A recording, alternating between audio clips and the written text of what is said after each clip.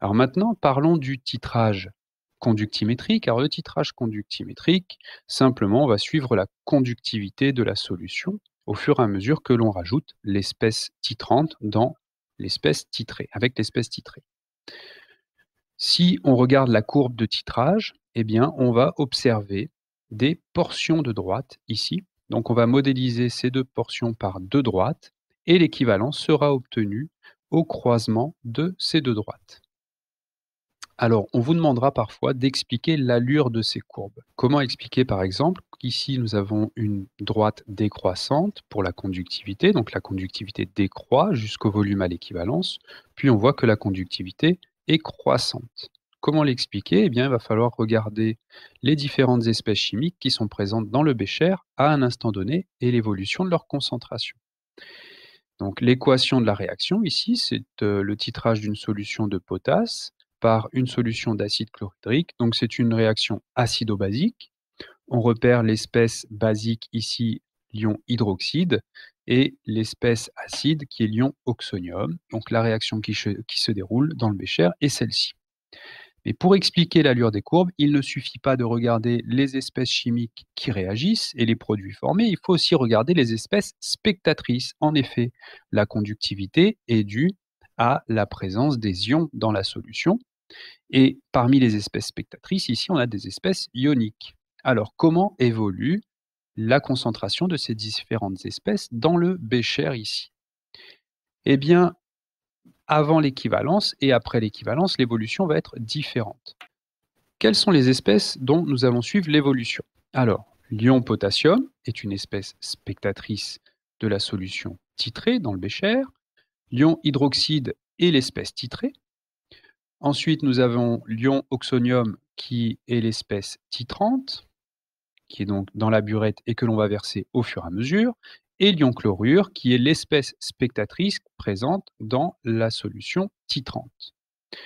Comment évoluent les quantités de matière et donc les concentrations de ces différentes espèces? Avant l'équivalence, l'ion potassium, sa quantité de matière, c'est une espèce spectatrice dans le bécher initialement, donc sa quantité de matière n'évolue pas. Elle reste constante, c'est également le cas après l'équivalence. L'ion hydroxyde est l'espèce titrée, sa quantité de matière et donc sa concentration diminue avant l'équivalence jusqu'à être nulle après l'équivalence. L'ion oxonium, sa quantité de matière reste nulle avant l'équivalence puisqu'il réagit avec l'espèce titrée, l'ion oxonium, l'ion hydroxyde. Ensuite, après l'équivalence, sa quantité de matière augmente. L'ion chlorure, c'est une espèce spectatrice que l'on va verser au fur et à mesure, et donc plus on va verser de solutions titrantes, plus sa quantité de matière et donc sa concentration augmente. Donc avant et après l'équivalence, sa quantité de matière augmente. On va donc analyser ce qui se passe avant l'équivalence. On voit qu'avant l'équivalence, la quantité de matière d'ion hydroxyde diminue, la quantité d'ion chlorure augmente. Donc finalement, tout se passe comme si les ions chlorure remplaçaient les ions hydroxyde.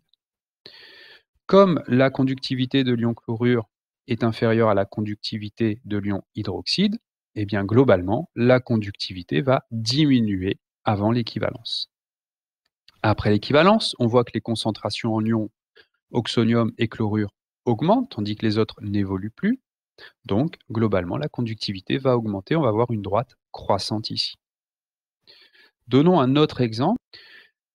Donc, exemple 2, on va prendre le titrage d'une solution d'acide acétique, CH3COH, par une solution de soude, Na+HO-.